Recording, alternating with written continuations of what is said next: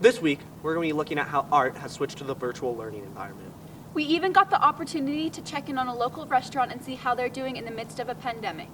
And we'll look at how club soccer has kept on clubbing. Wake up, Monarch! I'm Lincoln Roach. And I'm Sophia Miranda. And it's time for KYOT.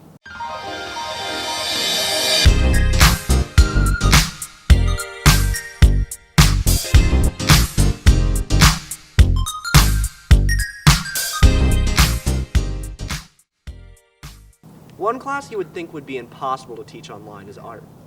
But they found a way.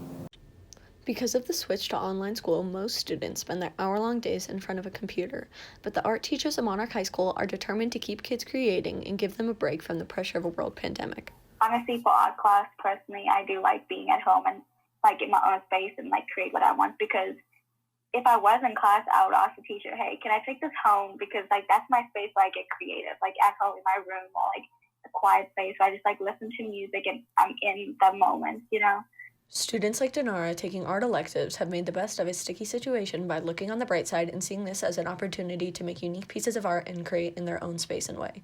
Even teachers like Ali Martini have seen this as an opportunity to get kids up and outdoors through projects. Just making students go outside, because natural lighting outside is the best. I think that's huge. It's you have to take a break, you have to go outside and take pictures.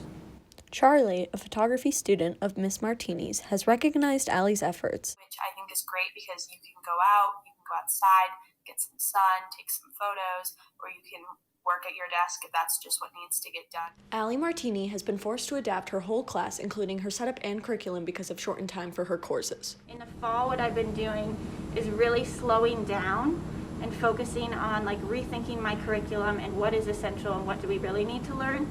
And I feel so far it's been effective. Even though COVID-19 has caused many discrepancies in our everyday life, art students and teachers at Monarch High School have made the best of it and taken it as an opportunity to grow and adapt.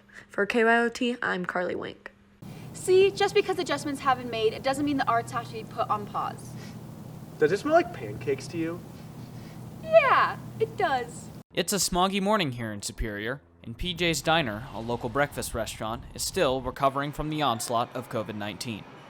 Pam, the manager and owner, runs the restaurant along with her daughter, and along with coping with newfound restrictions on business, they've had a tough time dealing with customers.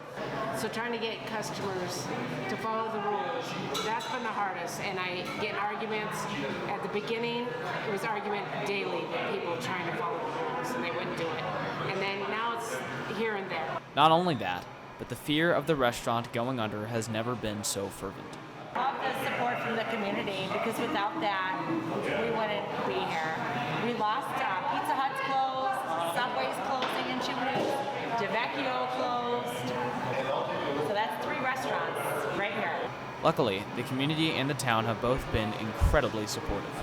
And then the town has been a great community and a great support for all of us. They have been wonderful. People have been going out of their way to show us that they care by buying gift cards, giving them to their relatives, coming every day for a to-go order, just to support us, because it's a small family-owned company, and it takes a lot to keep going.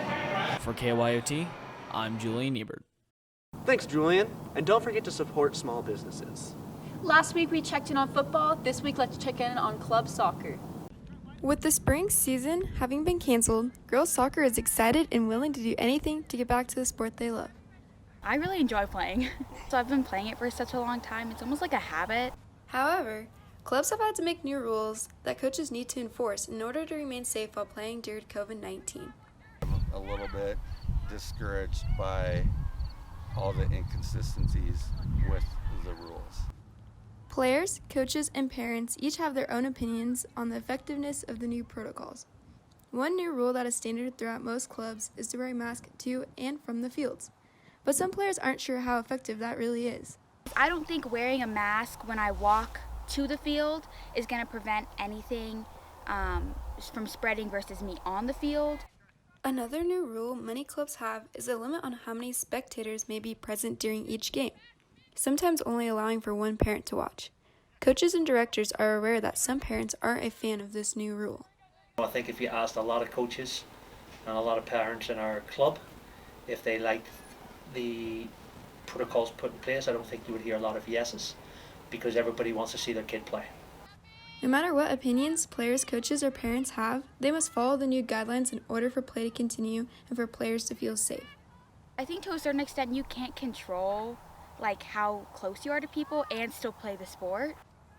Whether or not people like the new protocols, they must be followed in order for play to continue. For KYOT, I'm Samantha Benner. That's all for this week, Monarch. We'll be back next week with another episode of KYOT. And remember to stay positive and test negative.